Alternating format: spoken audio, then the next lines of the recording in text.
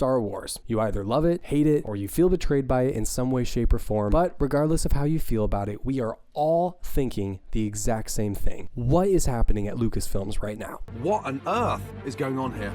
Now, if you watched the Super Bowl, then you probably saw the new trailer for The Mandalorian and Grogu.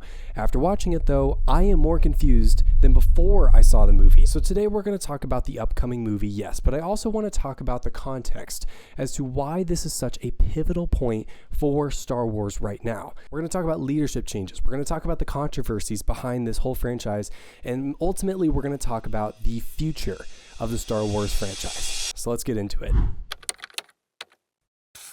My name is Ethan Wood, and you are watching Cut the Crap, where we cut through the crap of the current Hollywood catalog, trying to figure out what is worth watching today in 2026. We explore themes and cultural issues as well, trying to be thoughtful and stay informed as to what is going on in Hollywood. Today we're going to talk about The Mandalorian and Grogu, but I also want to walk you through the history of Star Wars as a franchise. I want to tell you where we have come from, what fans are saying, what things are happening right now, so that you guys stay informed and know exactly what you're walking into if and when you go see it in theaters. I personally will be seeing it in the theaters, and I will explain why in just 1 second. There was a lot of division after the last trilogy came out. That is episode 7, 8, and 9. Those were such a big deal when they came out. It honestly makes me feel so old to think that the first movie, The Force Awakens, came out in 2015. Guys, that was over 10 years ago. That is insane. That makes me feel so old. Anyways, so that one did okay in theaters, the 7th episode. The 8th one divided the entire audience. It put people in two camps. Either you loved it and you thought it was a masterpiece, or you hated it and thought it was a disgrace to the entire Star Wars franchise. Personally, I probably fall in the disgrace category. I really didn't like it. It felt like they set up a lot in episode 7 and then just kind of steered away from it in episode 8. It is what it is. But then we got to The Rise of Skywalker. That is where people just outwardly hated it. Everyone didn't like the trajectory. They hated the ending. They hated the characters. It got kind of political too, and that was when Disney wasn't doing super well as a company anyways. Honestly, it just put a really bad taste in my mouth. And then all the TV shows started coming out, and either those hit or they really, really missed. And honestly, all of those have just made me very distasteful towards the entire Star Wars franchise. So that's kind of an update if you haven't been aware of what's going on or watching any of the Star Wars content that's been coming out. That's what's been happening. Now, that's content. Cancellations. There's been so many cancellations from the head of Lucasfilms. Her name is Kathleen Kennedy. She was the CEO of Lucasfilms. She is the reason that this franchise was dying for years. We'll talk about that in just a little bit and as to who is taking over. But she loves to do this fun strategy where she announces something and then later she'll say, actually, we're not going to do that. We're going to do something else with it, or we're going to cancel it entirely. A good example was Rogue Squadron. It was supposed to be directed by Patty Jenkins, and right now it has been canceled indefinitely, but it might be signed back on. So we'll kind of see if that one comes to see the light of day. Honestly, I have no idea. Guys, it feels a lot like Tesla, where Elon Musk will kind of just say something and get everyone really hyped, and then he'll cancel it, or it won't be fulfilled for years and years and years. It's not the best marketing strategy because after a while people start to see through that crap. Anyways, another example is Rian Johnson's trilogy that was supposed to come after The Rise of Skywalker and continue for 3 more movies. That got canceled. It got way too much backlash. Honestly, I'm kind of shocked that The Mandalorian and Grogu didn't get canceled or that it didn't transition to a Disney Plus show. I'm very happy that it's being put in theaters. That's a huge step forward. I've talked about that on this channel. I love when companies decide to put things in theaters, but that is neither here nor there.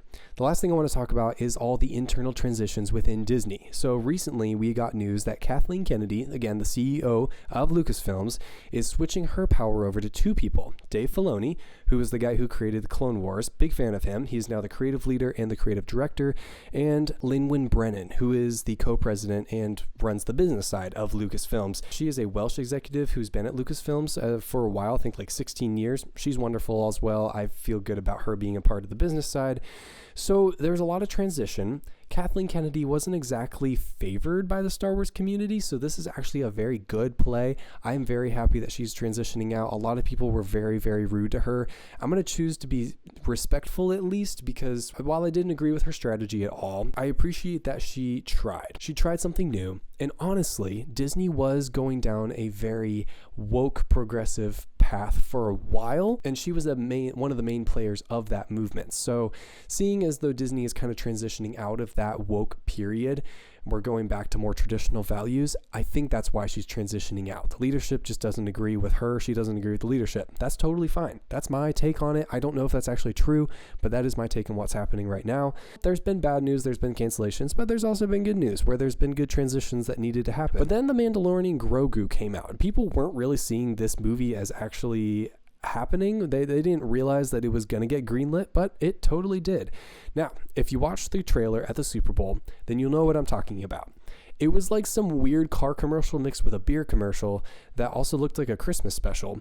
It didn't actually show any of the plot. It just kind of reminded you, just poked you a little bit and was like, remember that The Mandalorian and Grogu exists in that it's cool? Yeah, go watch it. That's exactly what it did. It was kind of a weird multi-million-dollar spot at the Super Bowl. I'll just say that. There was a lot of backlash towards this trailer. People did not like it. And honestly, at this point, The Mandalorian kind of feels old. It feels like Grogu was a cool character back in 2019 when season 1 released, but now I don't really care about him. It's been almost 5 years.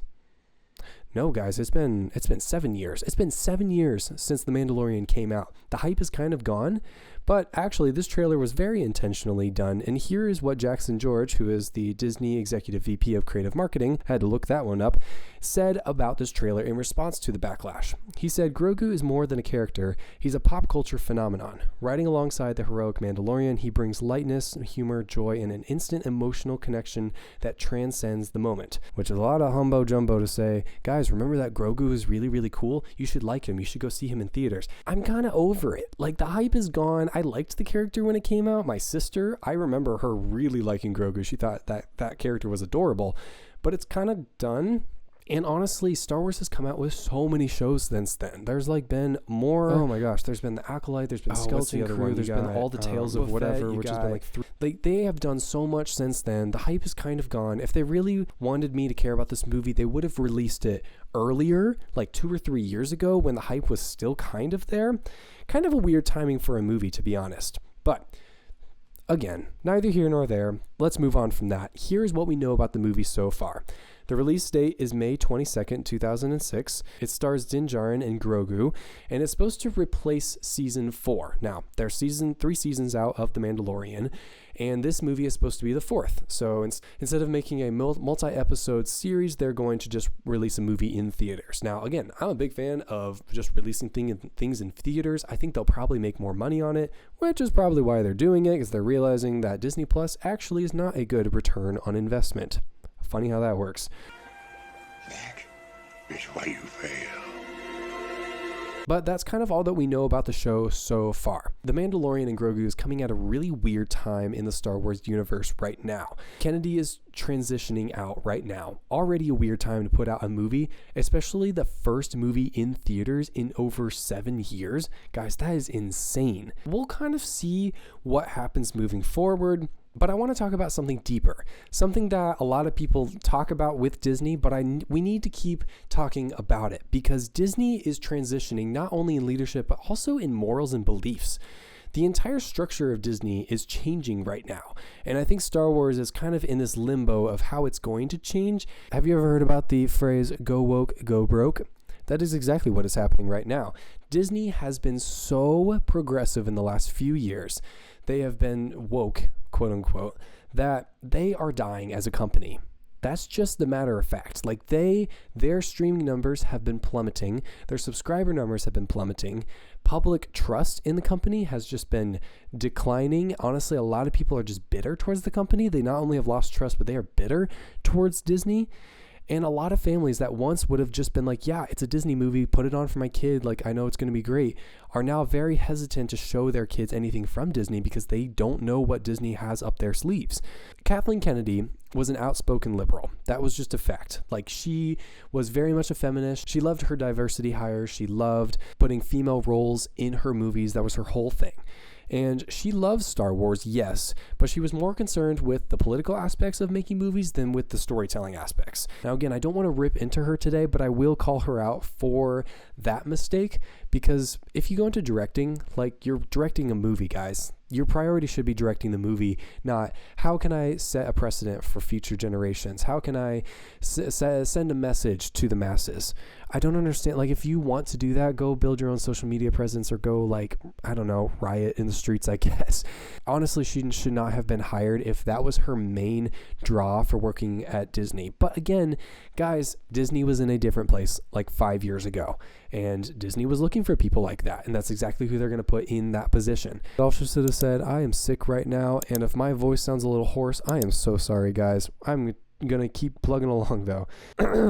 Another thing that we need to consider, and something I'm going to touch on even though it's a little overdone, is franchise exhaustion. Now, I know that sounds like a buzzword, and it totally is, so think about it this way.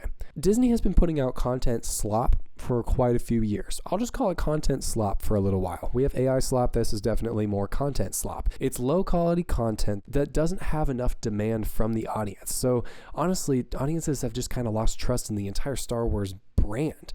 Like, all these shows have been terrible. Guys, The Acolyte, there was the writer for The Acolyte admitted publicly that she has no idea anything about Star Wars. She was hired to do this movie and doesn't even care enough to know anything about Star Wars coming in. That is insane to me. Like, that is beyond weird to hire a writer who would write for a franchise that has so much history and not know anything about that history. You'd think they would hire avid Star Wars fans, but like I always say, neither here nor there. I'm not exactly sure if we're having franchise exhaustion right now, actually. This is my personal take. You can disagree with me on this. I don't know if it's franchise exhaustion. I think it's just the low quality content that's being pushed out that's really frustrating people. I think if they started pushing out pretty good stories and it got good reviews, I think we would actually, as a fan base, go watch those shows again. I really do. I would, at least. I'll speak for myself. I would go watch if I started seeing good reviews for different shows. But right now, overall, I've just seen that viewership has been declining.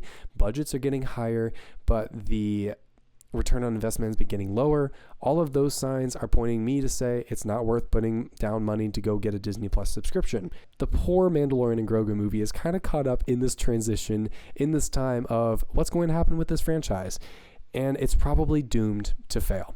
So here's a couple predictions I have for the Star Wars universe moving forward. First, I'm not excited for this, and like I already said, I think this movie is going to fail, and I don't think you guys either care to go watch this movie. Now, if you're somebody who really is excited to go see The Mandalorian and Grogu, I am so excited for you. I would love to hear about that and why you think that, but personally, I disagree. First, I wanted to read the comment section of the most recent trailer, and guys, it is brutal under there. These have to be the worst comments for a trailer about Star Wars on YouTube, but I could be wrong. There might be worse ones out there. Here's what they had to say. This commenter said, "This feels like an ad for Luke's green milk. That's funny. I love that. This feels like a new Ford truck commercial more than a Star Wars trailer." I would agree with that one. That is very, very true. This commenter said, "It's like they're taking our can't get any worse comments as challenges at this point." And yeah, that's basically the comment section. That is exactly what it is like. A few things I saw on Reddit as well. Some people had some very good points about this movie. This person said, "I think, as you mentioned, had the movie been fast-tracked to release after season 2 of The Mandalorian, it would have had a much greater chance of doing well. That was arguably the height of the series' popularity and was peak Grogu. Now things are kind of flat for The Mandalorian, which isn't great for the movie." And that is something I totally agree with. This person said, "I think a gap would have been okay had it been planned." And guys, that is the moral of the story. I wish that they had planned the content, that they would stick with the plan, maybe take a few risks along the road. It probably would have been better for them.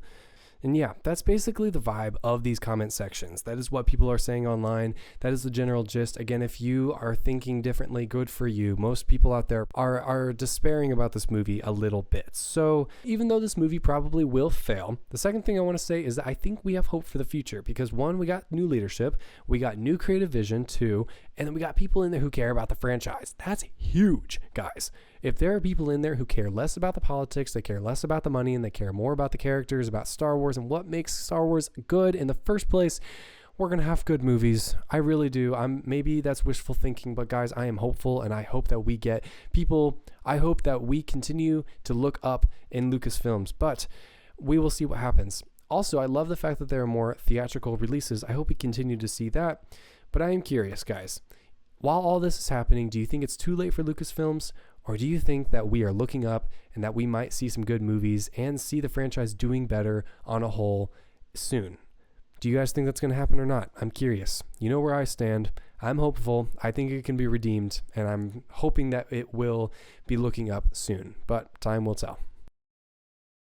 Well, that's all I have to say. I really appreciate you guys watching. If you like content like this, please subscribe down below. That helps out my channel, and I would love for you guys to join the community. If you guys would also like this video and share it with a friend, that would also help me out, as I am a new channel trying to get traction on this hellscape that is YouTube. So I really appreciate you guys watching, and I hope that you guys will also join the conversation down below. Do you agree, disagree? If you disagree, I ask that you respectfully do it, but please disagree down below. Let's talk. So that is all I have to say. I will see you guys next time.